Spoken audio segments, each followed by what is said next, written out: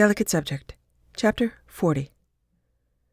She felt a steadying surge of competence on the forward path to execution, and she sought reality checks.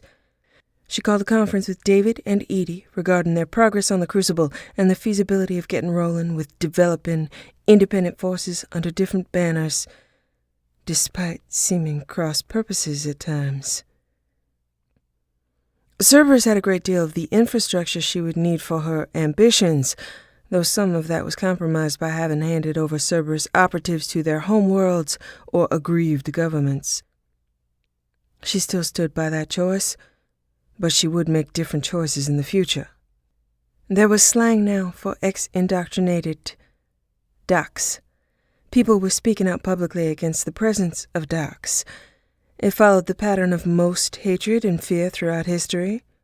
Some of the civil-minded docs from Turian and human backgrounds had abdicated their positions, which did not appease anybody. It was interpreted as guilt, leaving remaining representatives damned if they did and damned if they didn't. Some of the ex-indoctrinated that she'd had ferried to Omega were approached and were willing to join up under the banner of docs protection and collaboration. David and Edie had managed to provide multitudes of candidates taken from correspondence. They set up a system of Edie and David funneling candidates through Jane, Garrus, and Kasumi. There was the potential for a real army. They also had a growing number of unindoctrinated volunteers who were earnest in their hopes of helping Shepard personally, so they planned on using some of the compromised Cerberus bases to house, train, and brief. The unindoctrinated forces she would not publicize, but also would not keep as secret as Doc's forces. The first missions run were to be managed through Kasumi, Edie, and David. Jane funneled requests that could be attributed to her to these groups. Kasumi had a growing list of raids she could run. They focused some attention on evacuating docs from hostile areas and taking down criminal and indoctrinated groups, hijacking their infrastructure. There were quite a few disaffected Solarians, and Morden coordinated with them. David carved up the work of the Crucible, and different sections were able to get started on the theory and the construction. For such massive tasks, she was relieved as solutions presented themselves, each step progressing logically, each need for materials gathered. Garrus and Liara provided entirely new identities for some individuals, developed a structure to maximize autonomy, security, and accountable action. She had a one-on-one conference with Tim, and Garrus had conferences with Palaven and Alliance Command to gather every last bit of data known about the stealth drive, which was still unique and had not been put into general use due to requiring rare materials and prohibitive expense in research and construction. Since the SR-1 had been sliced apart by a collector ship, the tech had fallen into disfavor, though Cerberus had made some changes and now Shepard found it indispensable. The Turians and Alliance considered it to be a dead end, but she disagreed. They handed over their conclusions and research, and she promised service missions in return. Tim got an impressive cache of expensive alcohol. He continued to treat the brig like his private domain and had affected the approach that he was safest there, being such a threat to others, so he'd accommodated his own ego. Not unanticipated. He thanked Shepard for her thoughtful security, and she did not roll her eyes. It would take 3 months to get the first prototypes of revised stealth out, and she focused on small transport craft, a few shuttles for the Normandy, 2 of the Vakarian cruisers. Crucible construction was planned for as far into the middle of nowhere as they could get, and stealth-shielded eventually, once the construction had become as expensive as the shields. They would leapfrog updates of the Crucible and the defense of the Crucible. Thane had taught her a great deal about surveillance of communication, and Edie, David, and Kasumi had their own ideas. Communication was as encrypted and shielded as possible. David had been able to construct the entirety of the Crucible virtually, and believed he would be able to locate and source all materials required and clarify the construction process along with Edie, but all attempts at activating the virtual Crucible had produced nothing. He believed it was functional and not a waste of time or effort in theory. His impression was that it was a huge battery and amplifier. They needed the catalyst. For what? She did not know. She kept reminding herself that this was audacious and not clueless. She was not necessarily convinced privately, but part of her new identity meant not questioning the necessity of this massive time and effort sink in front of those working on it. Only Garrus was aware of her initial frustration, which she stopped expressing as a professional courtesy to those who were dedicating their lives and livelihood to its construction. It was Legion who provided the best basis for otherwise unknown base locations. Somewhat sheepishly, he admitted that Geth had determined the criteria of most organic scanning abilities and had learned to bypass them. She imagined this had come through systematic conquering of organic ships and reverse engineering the detection systems. Throughout the years, scanners had only uncovered a very small percentage of Geth outposts and stations because they had only been forced to surface operations occasionally. Geth were most often deep underground. Scanners were fooled by surface decoys. There were many Geth labyrinths that had been tunneled in surprising places. With some work, these labyrinths could be adapted for organic use to serve purposes from establishing communities and training facilities to labs. Once stealth shuttles and ships were available, provisioning them could be done without drawing attention. Suits could be used initially for organics to mask their signs, and then eventually a system of oxygen perfusion and venting that would also be baffled and baffling. Rannoch was riddled with these strongholds. Geth had high fuel needs, and Legion also provided ingeniously concealed fuel depots. Shepard arranged for travel to Rannoch for the Normandy and selective representatives, with Tally's approval, on the basis of coordination and research, and the admirals granted it. In return, Shepard was going to invest quite a bit in Rannoch's security and infrastructure. There were no cases of Quarian indoctrination, just general assholery. Shepard supposed it was not exactly paranoia. The Geth really had been out to get them, and they'd been isolated for centuries. Trust was not a resource, but Tally had been able to build up cautious and then more ambitious cooperative efforts. With allied and helpful Geth pushing back aggressive Geth with or without Quarian assistance, public opinion had swayed. Reapers were not a myth to Quarians. Tally had done her job as inside Quarian. She had leveraged her authority to tell and retell and spread the ignorance of the Council. Not difficult for Quarians to believe, as they had been marginalized by Council races for centuries. Cal had swayed much of the military. The good news was that Rannoch was theirs, and the Geth were allies. The bad news was that Reapers were coming. Quarians were motivated by good work to do and hope burning to do it, something Javik had identified as necessary to win a fight. Something Jane newly appreciated with his perspective. It took a long time for Reapers to capture a planet. They planned to make it as hard as possible. Rannoch needed to be settled, provisioned, and defended. On Rannoch, after the groundwork and diplomacy had been hashed out, Shepard called shore leave. She, Legion, and Garrus headed to a landscape that reminded her very much of the Mojave, with scrub reminiscent of the Joshua trees on Earth. There was some sand, but also a great deal of terraced stone and red rock. There was a valley with red foliage fleshed outward from a winding river basin. It definitely looked like prime farming territory. Up on a terraced rock plateau were buildings and tents. Some looked utilitarian, and some looked like a party. Mostly the tents, tables and food and lights fringing the tent edges and frosting the open spaces in some of the bigger trees. When the shuttle landed nearby, Tally broke from one of the tents, ran forward, and Garrus rushed out to swing her around in a high-impact hug. Cal came out to shake hands with Jane and Legion, addressing them as ma'am and sir, and Tally rushed over to knock the air out of Jane, Cal greeting Garrus. Tally even hugged Legion, to nobody's surprise. The evening was warm and scented with some spice on the wind from the river. Garrus raved about the food. Jane mostly had provisions that were easily preserved. There was good wine and cheese, and that's what she ate, avoiding the more exotic offerings that were not all that recognizable. Cal and Garrus felt her happily retelling war stories, and Jane was listening, amused, when Tally came beside her and took her hand, pulled her out of the tent and away.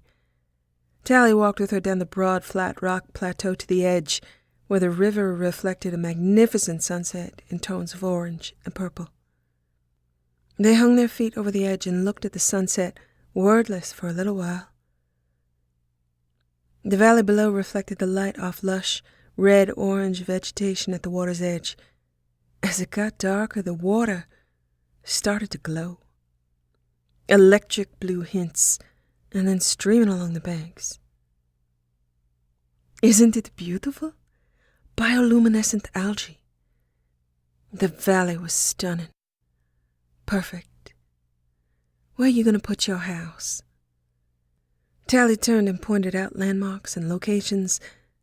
Right where the tents are now. We can farm here. We can live here. Over that ridge are a few huge Geth cannons.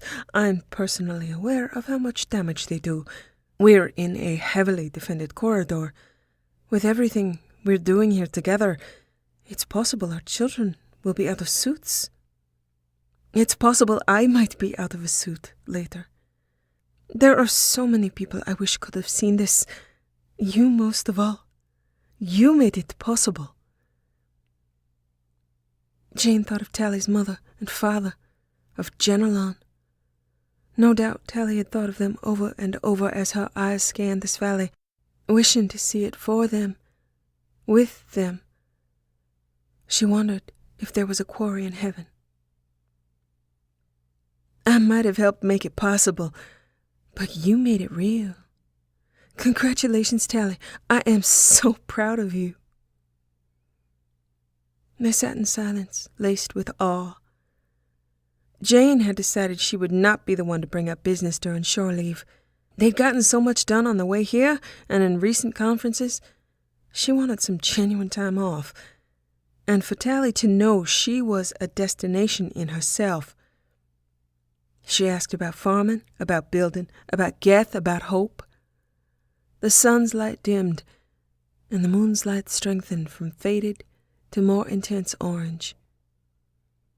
Garrus crunched his way down the path to them and stood with hands on both of their shoulders, Tally leaning her helmet in against his arm. Tally stood up after a while, tapped her helmet to Garrus's crest, and walked briskly back up to the tent.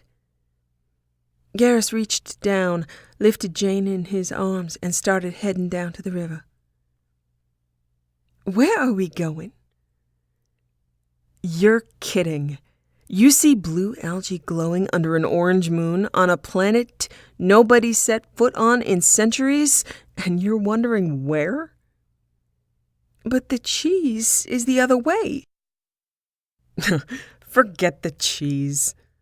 I'm pretty sure she's getting back at you for nutrient paste. Most likely.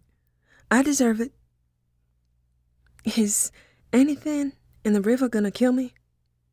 Probably. You're Commander Shepard. Are you gonna let flesh-eating bacteria stop you? It's algae. That's what they want you to think. Besides, you're Levo. If there's anything deadly in there, it'll go after me. I'm not sure that's comforting. He kissed the top of her head.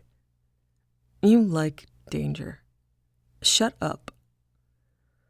With her mind relishing residual and newly inspired awe, she looked out over the vibrant desert and the surreal colors. She shifted in his arms to nuzzle at his throat with her nose, then lips, then teeth and tongue. He didn't exactly trip, but his pace slowed, making navigation difficult.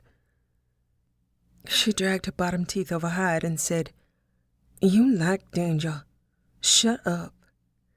She moved a hand to stroke the backs of her knuckles over the other side of his throat. She was free to indulge in adoration. Of all the freedoms he gave her professionally and privately, appreciation of adoration was one of his gifts, given and receiving. She could be silly, she could be goofy, she could cling to him and disrupt navigation.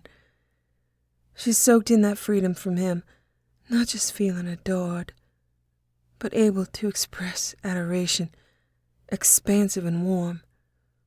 He tasted good, he felt good, not just the man in this moment, but memories of layered moments, rich and kaleidoscopic, no matter where her senses turned, dazzling. He reached the shore as she enjoyed the taste and texture of his hide.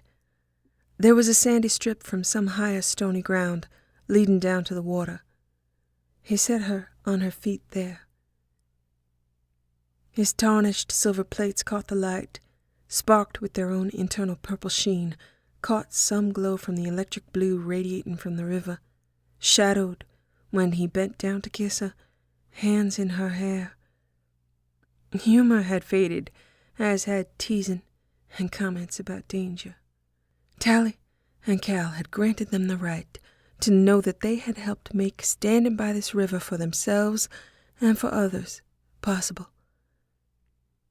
They all had plans to keep it that way with growing force, cooperation, and conviction.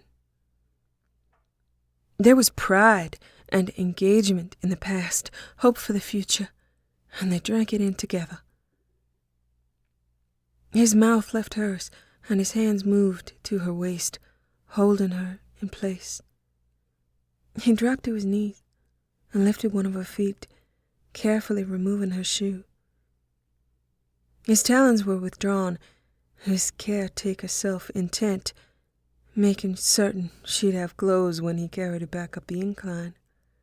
Shoes removed and carefully set aside, he unfastened the rest of her clothing, his warm hands between her and sliding cloth. The night was warm, with a breeze stirred up by the temperature differential of cooling land and unchanged river. With her clothing gone and reverently set aside, he wrapped his arms around her waist, his scarred and chipped mandible against her abdomen, his voice in a reverent hum. She listened and felt and held still, one hand spread over the curve of his crest and one hand on his shoulder. These were his moments of expressed adoration, and they no longer made her feel uncomfortable or undeserving. She basked, hoping to reflect the safety and protection he gave to her and feed it back to him. She listened to every sound he made, every tensing and softening of his breath, felt every flex and relaxation of muscle and plate. These were his beatitudes. She was learning his moods, his signals, his silences and stillness. The dynamic of their work together reversed, most often with them privately, with her switched to more passive, more reactive, and with him free to lead as he would in a dance. He had a glorious voice, but he had a glorious body, and often now there were no words. He took pleasure in her understanding him, in her ability to translate his intent. She rarely was confused or embarrassed or stilted or wondering what came next. Whatever came next would be what he wanted. That sound from his chest meant contentment. That line of his shoulder, the way he held his body, meant sacred space, as one would draw a circle on the ground to cast a spell within, all worries and concerns left outside, everything inside safe. His stillness meant savoring, with his hands spread along her spine and then down to her thighs, the ritual of him breathing her in, some part of him calculating who she was right now, some part of him appreciating that she was, right now, inside the circle of his ritualized arms. He stood, the possessiveness of his spell being cast, intent in his eyes. His hands moved to the sides of her face, flame and vibrant blue reflected on his shadowed and shifting plates. Orange light and shadow defined the curves of her limbs, blue captured in the trailing length of her hair. They had signaled each other in battle, in bed, thousands of times, and sometimes she wondered if she got them all right or if he approved of anything she did, adapting to any outcome. It did not concern her overly because he would move her body for her, for him, when he chose. His eyes, his hands, the hunter arch of his shoulders and back, his step back with his hands lingering meant that he wanted to watch her in the unfamiliar light. She was a sunset and moonrise, blue light finding its way into and along a few black strands of hair like monofilaments, spiraling with internal glow, reflecting off others. He watched her as he slowly removed his own clothing, a casual revealing of brazen plate texture that refracted and reflected shadows of muscle and hide that flexed with capricious glow. Patience and talents. They'd both been attracted to each other on the basis of patience and control, and had grown to be able to express their own particular impatience, mostly with being apart. Her impatience would come out like flash floods, undercurrents, and sudden demand. His impatience was fading as he grew to know her. She saw plate and signal. He saw so much more, sensed so much more as it rose from her skin, things she could not sense in order to be able to contemplate them. After bonding, after her impatient confession, his frustration and impatience had receded, replaced by this now familiar blend of confidence and possession. Add on a layer of archangel and permission to hunt in the shadows, and he resembled the sniper he was through temperament and training. There the analogy split into two separate paths. She was the gun, or she was the target. Both seemed appropriate. Contemplation ceased as his neat pile of clothing grew to dwarf hers. He stepped back to where he had been before, the size of him casting shadow on her skin, warmth radiating from him. His hands returned to the sides of her face, and his lumen shadow chose to accentuate his height. His kiss, and it was his kiss, and not theirs yet, began the way it did because reverie was his to give and hers to take, and she demanded in her own way that it always be received as a gift. Craving and adoration blended in her blood as he opened his mouth to hers, and she drank him in, eyes closed, her hands on his waist. That sound meant hunger. That touch on her back meant his talons had emerged like sacred athame, spellcasting beginning in earnest after setting of sacred space, with him always aware of his inherent danger to her, as careful as the sniper was aware of trigger pressure. Here she was the gun under his intent gaze, hands along her customized surface, belonging to him and responsive to what it was he needed. He imbued her with his scent. He had insisted it was theirs, reflective of her in his blood, reminiscent of his talons and bond, the power of it apparent even to her comparatively dull senses. Every sense engaged as his hands cradled her, blurred by the thick drowning of reverie, focused by talons on her skin and plate under fingertips, beguiled by drift and scent that transformed on her skin into something new, forcing her breathing that meant she wanted more of him in each breath and had no pace but forward. Now his looming shadow accentuated his strength, mouth never leaving hers, deep breaths and moans, lifting her with long, strong fingers, points of athame on but not through her skin, her legs eagerly around his waist, his cock trapped between them, and her attention fractured into the spectrum of moving her belly against him in a glide and slide, tasting his resultant groans on her lips, her weight supported by the curve of his palms and points of his fingers. He moved forward, down, and into the water, which she ignored, unwilling to be distracted from her personal miracle to embrace another. His arms lifted her higher, as though offering her to the moon, and then he pulled her back to him, leaving the moon only with her hair and skin and symbol, claiming her for himself. That sound meant home.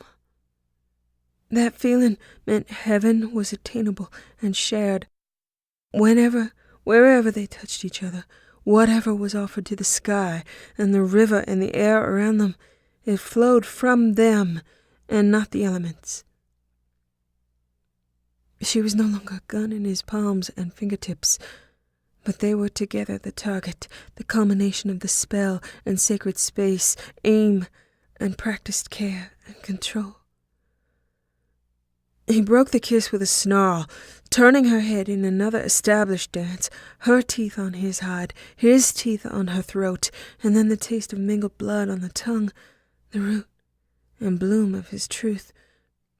That taste on her tongue meant only salty and specific to him with sharp, metallic meaninglessness except in giving, which she did, him drinking from her now. That sound, that swirl of his tongue meant a bridge between worlds, never intended to meet, a miracle of the efforts of all their ancestors, a forged spirit. He pulled back, his crest to her forehead, his eyes closed, panting and repletion, meaning and analysis, faded before the rushing sensation in her blood, reverie profound. Her eyes closed as she blended into being the sensations, forgot about him in a moment of purely selfish communion with the effectively tailored and intent possession of his spell. That meant Turian magic, something she'd sought in its thin shadows when they'd begun, now fully rich and realized, and theirs. Living and breathing and reactive magic that was as unfathomable as being in a moonlight river on Rannoch, thriving with life and promise. He lowered them slowly into the water, his legs submerged, her knees to the sides of his thighs on cool stone, with her against his chest, water lapping at the sides of her breasts. The water was warm, but not as warm as he was, the differential chilling and sending a shudder through her. The night air swirled around them in rising and fading breeze. He trailed one hand in the ripples, blades of talons creating furrows in the water, eddies of unpredictable blue life in fascinating patterns. Their bodies created distortion and tiny whirlpools, sinks and dips and complicated resurgence and settling of the creatures too small to see. She recalled the image of when Thane had first touched her, her imaginings of something sparking in the depths until it had multiplied into a host. And here was the illustration, lavish in presentation. He lifted the bowl of his hand, dripped blue water into the hollow of her back, faint and diluted and fascinating his fingers swirling trails up to her shoulder blades. She trailed a handful over a plate rift, gentle sluicing back down to the river, down its way to wherever the teeming life traveled. They played with light and possibility, drawing laughter and gasps and following trails with mouths and fingertips, childlike glee and awe, nothing to do but enjoy an otherwise impossible moment.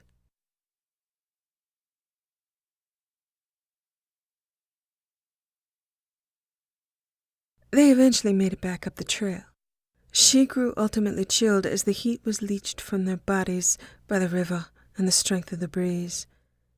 She would have stayed longer, but her referred trembles of cold were different from the trembles of pleasure. He felt the difference and had her up and out of the water against his resurgent warmth within moments of their appearance. They made it back up to the tent where Cal and Tally and Legion were talking.